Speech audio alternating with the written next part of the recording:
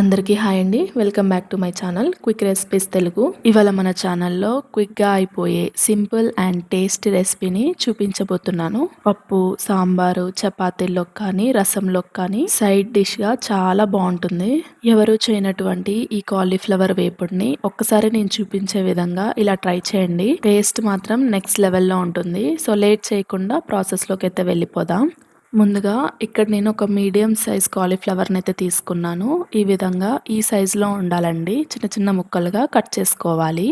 Next 1 table spoon వరకు తాలింపు గింజలు అయితే తీసుకున్నాను. మినపప్పు, శనగపప్పు, జీలకర్ర, ఆవాలు, 2 టేబుల్ స్పూన్ వరకు పల్లీలు, కొద్దిగంత కొత్తిమీర, 3 టేబుల్ స్పూన్ వరకు ఆయిల్, 1 మీడియం సైజ్ ఆనియన్, 3 పచ్చిమిర్చి ఈ విధంగా బారుగా కట్ చేసుకోవాలి. వేపుడులోకి ఆనియన్, పచ్చిమిర్చి ఈ విధంగా బారుగా కట్ చేసుకుంటే బాగుంటుంది. నెక్స్ట్ వచ్చేసి ఒక 1/2 టేబుల్ స్పూన్ వరకు ధనియాల పొడి, ఒక మీడియం సైజ్ కాలీఫ్లవర్కి 10 ఎండుమిర్చి అయితే సరిపోతుంది. నెక్స్ట్ వచ్చేసి 1/2 టేబుల్ స్పూన్ వరకు పసుపు, 1/2 టేబుల్ స్పూన్ జీలకర్ర, 1 టేబుల్ స్పూన్ వరకు అల్లం వెల్లుల్లి పేస్ట్ అయితే తీసుకున్నాను. 5 వెల్లుల్లిపాయలు. కర్రీకి కావాల్సిన పదార్థాలు ఇవేనండి.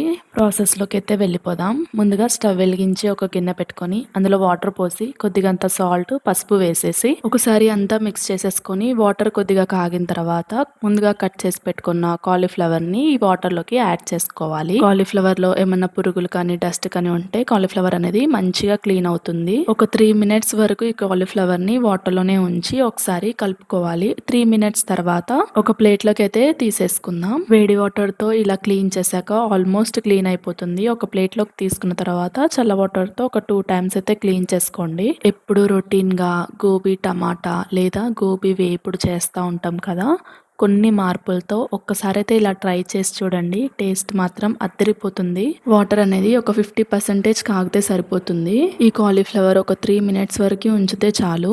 3 మినిట్స్ తర్వాత ఒక ప్లేట్లోకి షిఫ్ట్ చేసుకొని చల్లటి వాటర్తో ఇంకో 2 టైమ్స్ క్లీన్ చేసుకుంటే సరిపోతుంది. ఇప్పుడు స్టవ్ వెలిగించి ఒక ప్యాన్ పెట్టుకొని మనం ముందుగా తీసుకున్న ఎండుమిర్చి, పల్లీలు, జీలకర్ర వేసుకొని ఒకసారి వేయించుకోవాలి. జీలకర్ర అనేది లాస్ట్లో వేసుకోండి, లేదంటే మాడిపోతుంది. 4-5 వెల్లుల్లిపాయలు, 1 టేబుల్ స్పూన్ వరకు ఆయిల్ వేసేసుకొని ఒకసారి లో ఫ్లేమ్లో కలుపుతూ వేయించుకోవాలి. ఒక 1 మినిట్ వరకు వేగితే సరిపోతుంది. లాస్ట్లోకి 1 టేబుల్ స్పూన్ వరకు నువ్వులు వేసుకొని ఒకసారి అంతా కలిపేసుకొని స్టవ్ ఆఫ్ చేసుకోవాలి. నువ్వులు అనేది ఆప్షనల్ అండి, ఉంటే వేసుకోండి, లేదంటే స్కిప్ చేసినా పర్వాలేదు. ఇప్పుడు వీటన్నిటిని ఒక ప్లేట్లోకి తీసుకొని చల్లారబెట్టుకోవాలి. ఇప్పుడు అదే ప్యాన్ లో ఒక 3 టేబుల్ స్పూన్ వరకు ఆయిల్ వేసుకొని ఆయిల్ హీట్ అయిన తర్వాత మనం ముందుగా శుభ్రంగా వాష్ చేసి పెట్టుకున్న కాలీఫ్లవర్ ని వేసేసుకొని ఒక 2 మినిట్స్ వరకు మీడియం ఫ్లేమ్ లో కలుపుతూ వేయించుకోవాలి. లైట్ గా గోల్డెన్ కలర్ వచ్చేంత వరకు వేయించుకోవాలి. కాలీఫ్లవర్ ఇలా ముందుగా ఆయిల్లో వేయించుకుంటే టేస్ట్ బాగుంటుంది. చూడండి, ఈ విధంగా లైట్ గా కలర్ చేంజ్ అయితే చాలు. వీటినన్నిటిని ఒక ప్లేట్లోకి తీసుకుందాం.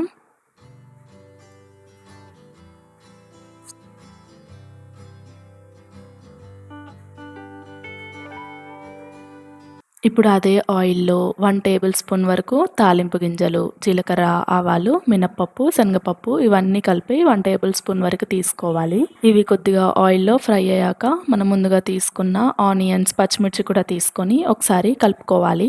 ఆనియన్ లైట్ గోల్డెన్ కలర్ వచ్చేంత వరకు ఆయిల్లో ఫ్రై చేసుకోవాలండి. ఆనియన్, పచ్చిమిర్చి తొందరగా మగ్గడానికి ఇక్కడ మనం కొద్దిగా సాల్ట్ని అయితే యాడ్ చేసుకుందాం. 1/2 టేబుల్ స్పూన్ వరకు సాల్ట్, కొద్దిగంత పసుపు వేసి అంతా ఒకసారి మిక్స్ చేసుకొని ఒక 2 మినిట్స్ వరకు లో ఫ్లేమ్లో కుక్ చేసుకుంటే చాలు. అల్లం వెల్లుల్లి పేస్ట్ అనేది లాస్ట్లో వేసుకోవాలండి. ఆనియన్ ఈ విధంగా మగ్గిన తర్వాత వేసుకోండి, లేదంటే అడుగంటుతూ ఉంటుంది. అల్లం వెల్లుల్లి పేస్ట్ పచ్చివాసన పోయేంత వరకు ఫ్రై చేసుకున్న తర్వాత మనం ముందుగా ఫ్రై చేసి పెట్టుకున్న కాలీఫ్లవర్ని ఇందులోకి యాడ్ చేయాలి.